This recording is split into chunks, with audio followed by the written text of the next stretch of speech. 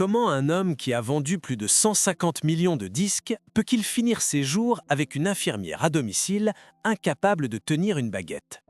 Pourquoi l'icône d'une génération, le cœur battant de Genesis, est-il devenu l'un des artistes les plus détestés du rock progressif? Et comment expliquer que celui qui écrivait les ballades d'amour les plus bouleversantes n'ait plus gardé aucune de ses épouses? Phil Collins, c'est l'histoire d'un génie qui a conquis le monde à coups de caisse claire avant que son propre corps ne l'abandonne. Une vie faite de triomphes planétaires, de critiques acerbes, de drames conjugaux et de douleurs invisibles. Mais au fond, la question demeure. Le prix du succès est-il toujours celui de la solitude? Le 30 janvier 1951, à Chiswick, un quartier tranquille de l'ouest de Londres, naît un garçon au regard curieux et aux mains agitées. Il s'appelle Philip David Charles Collins. Son destin, personne ne le devine. Et pourtant, tout commence très tôt. À 5 ans, il reçoit un jouet qui, à première vue, semble anodin, une petite batterie en plastique. Mais pour lui, c'est plus qu'un cadeau, c'est une révélation. Sa mère, Greville Collins, agente artistique, voit rapidement en lui une étincelle. Elle l'encourage à prendre des cours de théâtre, à frapper des rythmes sur les coussins, à oser. Il joue dans des productions pour enfants à Londres, il tient de petits rôles à la télévision. Mais c'est dans le bruit, la cadence, les frappes précises qu'il trouve son langage. Il n'a pas encore 10 ans qu'il passe des heures à imiter les batteurs de jazz à la télévision. Il ne lit pas les partitions, il écoute, il sent, il réagit. À 16 ans, il joue déjà dans des groupes amateurs. Il rêve de scène, mais pas forcément de gloire. Son ambition est simple, jouer. Jusqu'au jour où une audition change tout. En 1970, le groupe Genesis cherche un nouveau batteur. Collins se présente, joue quelques morceaux dans la cuisine du guitariste Anthony Phillips et est engagé. À l'époque, Genesis est encore un groupe de rock progressif un peu obscur, dirigé par le charismatique Peter Gabriel. L'univers est complexe, théâtral, presque élitiste. Collins, lui, reste dans l'ombre. Il tape, il suit, il propulse. Personne ne l'imagine au devant de la scène. Mais en 1975, un événement inattendu bouleverse la dynamique du groupe. Peter Gabriel quitte Genesis. Panique. Qui pour chanter? Le groupe auditionne des dizaines de chanteurs. Aucun ne colle. Jusqu'à ce que, presque par dépit, ils essaient Phil Collins. Lui-même est réticent. Sa voix n'a rien de l'extravagance de Gabriel. Elle est plus douce, plus humaine. Mais quand il chante Squonk en répétition, un silence s'installe. Quelque chose passe. Une fragilité nouvelle, une sincérité qui touche. Ce choix fait grincer des dents. Les puristes crient à la trahison. Comment un simple batteur, presque timide, peut-il remplacer un monstre de scène? Le rock progressif, dit-on, va perdre son âme. Mais ce qu'ils ignorent encore, c'est que cette décision, perçue comme un compromis, va faire basculer Genesis dans une autre dimension, plus accessible, plus intime, plus universelle. À cet instant précis, Phil Collins ne devient pas seulement chanteur, il devient un symbole, celui de l'artiste qui ne ressemble pas à une rockstar, mais qui touche des millions précisément parce qu'il ne joue pas un rôle. L'année 1976 marque un tournant. Genesis sort A Trick of the Tail, premier album sans Peter Gabriel. C'est un pari risqué. Les critiques attendent le faux pas, les fans sont sceptiques. Et pourtant, l'album est un succès critique et commercial. Mieux encore, certains y voient une nouvelle maturité, un son plus fluide, plus émotionnel. Phil Collins, du haut de sa batterie et de son micro, séduit sans forcer. Il n'a pas besoin d'un masque ou d'un costume pour émouvoir. Il chante comme il parle, presque à voix basse. Et cette sincérité-là, le public la reconnaît. Mais il y a un revers. Phil Collins ne voulait pas être célèbre. Il voulait juste jouer, accompagner, faire vivre la musique. Or, très vite, sa voix devient la nouvelle signature de Genesis. Les tournées s'enchaînent, les salles se remplissent. Et lui, discret, maladroit devant la caméra, devient le visage du groupe. Ce glissement vers la lumière n'est pas sans douleur. En coulisses, Collins lutte avec l'idée d'être un frontman. Il se sent jugé, comparé, parfois moqué. Les anciens fans de Genesis, nostalgiques de l'époque Gabriel, le considèrent comme un usurpateur. Son apparence normale, sa voix douce, son absence de mystère en font une cible facile. Dans une industrie peuplée de divas et d'égos surdimensionnés, lui donne l'impression d'un prof de musique monté sur scène par erreur. Et pourtant, c'est justement ce contraste qui va faire son triomphe. Les années suivantes confirment la transformation. Genesis explore de nouveaux territoires sonores. Moins de solos alambiqués, plus de mélodies. Moins d'ésotérisme, plus de récits personnels. Collins injecte sa sensibilité dans chaque morceau. Son drame personnel, notamment la dégradation de son premier mariage, commence à transparaître dans les paroles. La chanson Follow You, Follow Me, 1978, marque un virage. C'est le premier véritable hit love song du groupe. Certains fans crient à la trahison, d'autres applaudissent cette nouvelle humanité. Le paradoxe, c'est que Phil Collins devient une star mondiale sans jamais en adopter les codes. Pas de scandale, pas de poses excentriques, il monte sur scène avec une chemise frossée, il parle avec simplicité. On dirait presque qu'il s'excuse d'être là. Mais cette modestie, cet anti-charisme assumé, va le transformer en héros malgré lui. Il incarne une autre figure du musicien, celui qui n'a pas besoin de crier pour être entendu, celui qui ne cherche pas la lumière, mais qui l'attire à malgré lui. Et Genesis, porté par cette énergie nouvelle, s'apprête à conquérir le monde.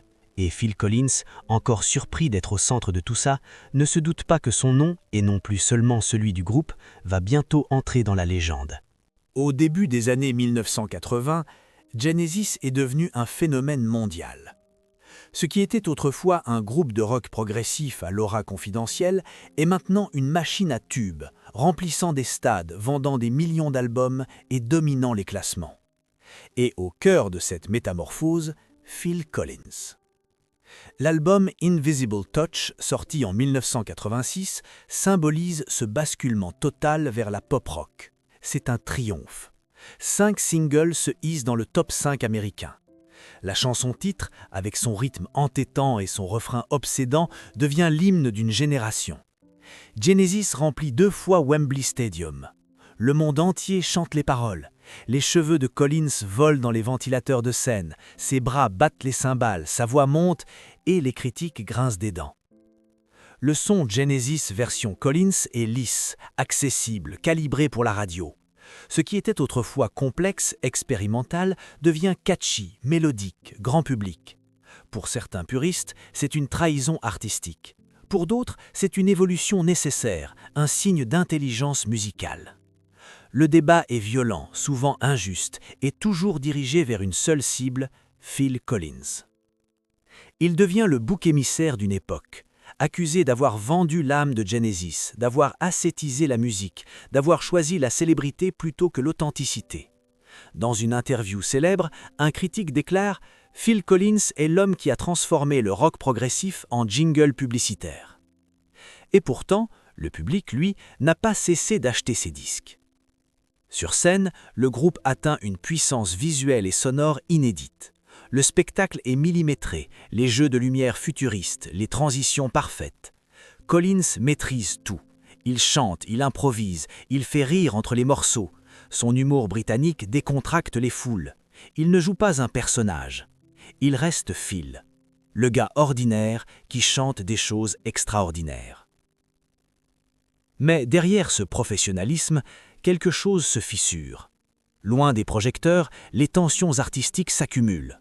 Mike Rutherford et Tony Banks, les autres membres fondateurs, acceptent la nouvelle direction, mais regrettent parfois l'ancien Genesis. Collins, lui, commence à se sentir à l'étroit dans un groupe dont il est devenu, malgré lui, le centre gravitationnel. Ce paradoxe ronge lentement la dynamique interne. Genesis n'a jamais été aussi fort, mais jamais aussi fragile. Et au fond, une question commence à naître dans l'esprit de Collins. Et si le vrai Genesis n'était plus un groupe, mais lui-même, une voix, un style, une sensibilité, la sienne? Il ne le sait pas encore, mais cette interrogation va donner naissance à une autre carrière, plus personnelle, plus douloureuse, plus universelle, celle de Phil Collins en solo. Il a chanté l'amour mieux que quiconque. Il a écrit des ballades qui ont bercé des milliers de mariages, et pourtant Phil Collins n'a jamais réussi à sauver le sien. En 1999, alors au sommet de sa carrière, il épouse Oriane Sevet, une femme d'affaires suisse de 21 ans sa cadette. Ensemble, ils ont 2 enfants, une maison somptueuse à Genève, l'image d'un bonheur presque trop parfait.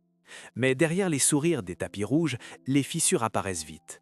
Collins, souvent en tournée, est absent. Oriane, elle, supporte mal la pression médiatique.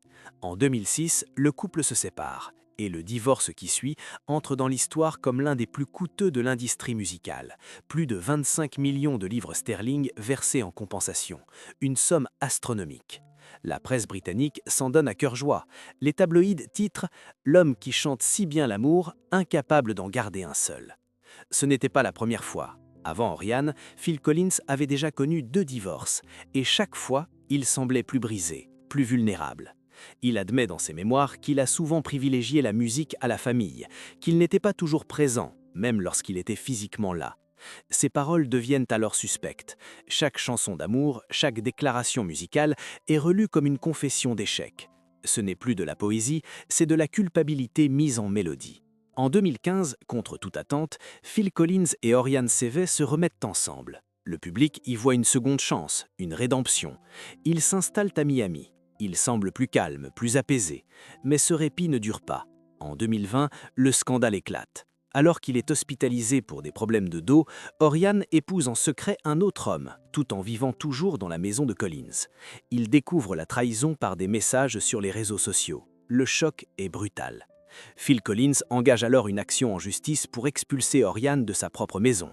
L'affaire est médiatisée à outrance. Photos de la villa barricadée, vidéos des déménageurs sous escorte, déclarations juridiques acides. Le chanteur, déjà affaibli physiquement, se retrouve une nouvelle fois humilié publiquement. À la douleur de l'abandon s'ajoute celle du ridicule. Certains chroniqueurs ironisent. Il a perdu la femme, la maison et le respect du public, encore une fois. Mais d'autres y voient un homme profondément blessé, trahi dans ce qu'il avait de plus intime.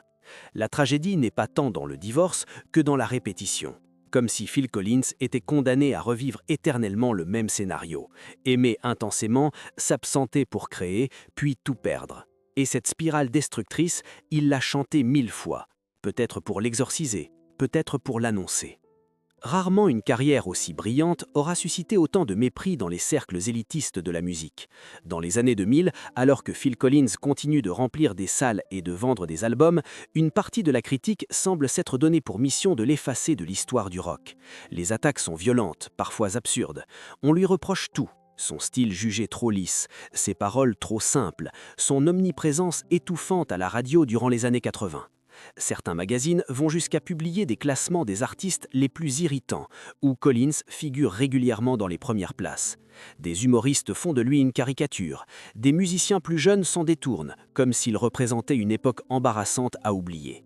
Il devient presque un mème avant l'heure, le type chauve, sentimental, un peu ringard, qui pleure sur son piano.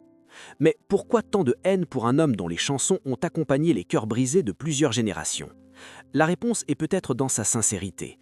Dans un monde musical qui glorifie la distance, l'ironie et le cynisme, Phil Collins incarne l'émotion brute, sans filtre. Il chante la peine, la perte, la tendresse, sans double lecture. Cela le rend vulnérable, donc attaquable. D'autres voix plus modérées parlent d'une fatigue Collins. Il était partout, tout le temps, à la télévision, au cinéma, sur les ondes, dans les publicités. Son succès était si massif, si constant, qu'il en devenait écrasant, comme si son triomphe personnifiait une époque entière que certains voulaient enterrer. Il y a aussi, en toile de fond, une autre explication plus sournoise, le mépris social. Phil Collins vient d'un milieu modeste. Il n'a pas le vernis arty de certains de ses contemporains. Il ne cite pas Baudelaire, ne fréquente pas les galeries, ne joue pas les dandys. Il est trop normal. Et dans un univers où l'aura compte parfois plus que le talent, cette normalité devient un handicap. Cette période de rejet laisse des traces profondes.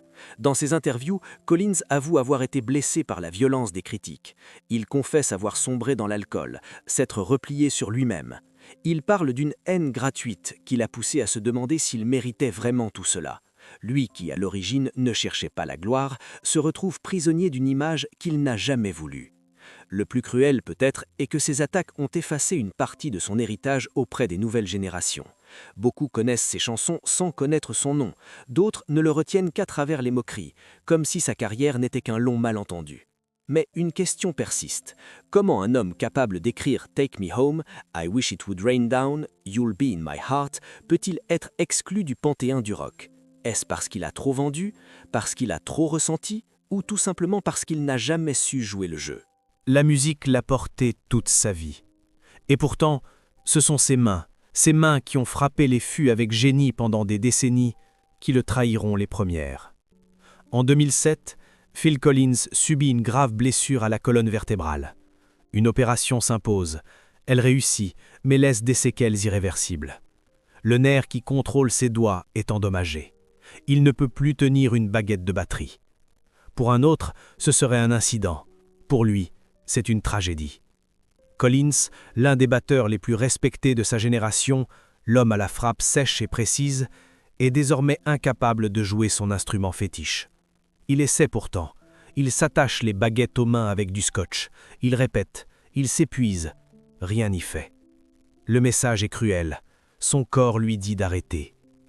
Mais le corps ne s'arrête pas là. Au fil des années, d'autres problèmes s'accumulent. Douleurs chroniques, perte d'audition partielle, diabète de type 2. L'alcool, autrefois une échappatoire à la douleur morale, aggrave la détérioration physique. À mesure que les tournées diminuent, les consultations médicales augmentent. En 2015, le diagnostic tombe. La dégénérescence est telle qu'il lui faut désormais une assistance constante. Il vit avec une infirmière à plein temps. Marcher devient difficile. Parfois, il tombe. Son dos le fait souffrir à chaque mouvement. Même s'asseoir longtemps est une épreuve. La scène, jadis royaume de lumière et d'énergie, devient une cage. Lors des rares apparitions publiques, il est vu avec une canne, voûté, fatigué. Les fans pleurent en le voyant, pas parce qu'il chante moins bien, mais parce que le contraste est brutal. Cet homme qui autrefois sautait derrière sa batterie est désormais figé dans un fauteuil, les traits tirés, les yeux ternes. Et malgré cela, il continue. En 2021, lors de la tournée d'adieu de Genesis, Phil Collins chante assis. Chaque soir, des milliers de personnes assistent à une performance presque funèbre. Ce n'est plus un concert, c'est un adieu. Il sourit, il plaisante en pleurs, mais dans ces silences, il y a une fatigue abyssale, une tristesse noble. Le corps a cédé, mais l'âme d'artiste, elle, s'accroche. Il y a des silences qui résonnent plus fort que n'importe quelle chanson. Depuis la fin de sa tournée d'adieu, en 2022, Phil Collins s'est peu à peu retiré du monde.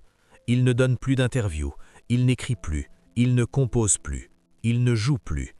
Ses journées sont rythmées par les soins médicaux, les rendez-vous à domicile, les gestes simples devenus compliqués. Dans sa maison de Miami, l'homme qui a fait danser la planète passe le plus clair de son temps assis, regardant l'océan. Son regard se perd parfois dans le vide, comme s'il revivait intérieurement chaque note, chaque coup de casse-clair, chaque amour perdu. À 74 ans, il n'a plus rien à prouver, mais peut-être a-t-il encore beaucoup à regretter. Ce qui frappe ceux qui le croisent, c'est l'absence de plainte. Il ne se lamente pas, il ne cherche pas l'apitoiement. Il accepte, il subit en silence. Ce silence, justement, devient plus éloquent que ses plus belles paroles, car il est chargé de mémoire, de douleur, et peut-être d'un soupçon d'amertume. Autour de lui, peu de gens. Ses enfants lui rendent visite. Parmi eux, Lily Collins, devenue une actrice de renom. Elle parle souvent de son père avec tendresse, mais aussi avec distance, comme si la blessure de l'absence passée ne s'était jamais tout à fait refermée. Phil Collins, l'homme qui chantait « You'll be in my heart », n'a pas toujours su être là physiquement. Et cette vérité-là, il la porte aussi en silence. Les hommages commencent à fleurir de son vivant, des documentaires, des reprises, des articles redécouvrant l'étendue de son œuvre. Certains critiques font leur mea culpa, saluant aujourd'hui un artiste incompris, dont la sincérité avait été trop longtemps méprisée. Mais lui n'en dit rien. Il regarde, il écoute, il garde pour lui ce que tant d'autres auraient crié. Et pourtant, une question persiste dans l'air, suspendue comme une note tenue trop longtemps. Que reste-t-il d'un homme quand la musique s'arrête, quand les applaudissements se taisent, quand les projecteurs s'éteignent? Que reste-t-il de celui qui a tout donné à la scène, jusqu'à son propre corps? Phil Collins ne répondra sans doute jamais à cette question. Mais dans le silence de ces derniers jours, dans ce fauteuil face à la mer, peut-être trouve-t-il une forme de paix. Une paix sans accord final, une paix sans ovation. Seulement la mer, et le souvenir de rythme que personne n'osera plus frapper. Il y a des carrières qui brillent par leur constance, d'autres par leur éclat éphémère. Et puis il y a celles, rares, qui laissent une empreinte indélébile, même lorsqu'elles sont rejetées, oubliées ou déformées. Celle de Phil Collins appartient à cette dernière catégorie. Il n'a jamais été un rebelle, il n'a jamais été une icône de style, il n'a jamais cherché à provoquer. Et pourtant, il a ému des millions. Parce qu'il parlait vrai, parce qu'il ne jouait pas un rôle, parce qu'il osait chanter la douleur, la tendresse, l'abandon, l'usure, sans armure, sans masque, sans fioriture. Et si cela lui a coûté sa place dans les panthéons officiels du rock, cela lui a offert une autre forme d'éternité, celle qui résonne dans le cœur de ceux qui l'écoutaient dans leur chambre, un soir de chagrin, une nuit de solitude. Aujourd'hui, Phil Collins est peut-être silencieux, peut-être oublié par certains. Mais sa musique, elle, continue de parler, dans chaque battement sourd de In the Air Tonight, dans chaque note mélancolique de Against All Odds, dans chaque promesse murmurée dans You'll Be in My Heart. Et au fond, la question n'est peut-être pas de savoir pourquoi il a été rejeté, trahi, fatigué, mais plutôt pourquoi tant d'âmes blessées se sont-elles retrouvées en lui? Pourquoi, malgré les critiques, les scandales, les douleurs, continue-t-on de fredonner ses chansons? Pourquoi reste-t-il encore aujourd'hui un miroir de notre propre vulnérabilité? Phil Collins n'est peut-être plus sur scène, mais il est là, quelque part, entre une batterie muette et un micro silencieux. Il est là dans le souffle de ceux qui ont aimé, perdu, espéré. Il est là, et peut-être l'a-t-il toujours été, dans ce que la musique a de plus simple, de plus essentiel, de plus humain.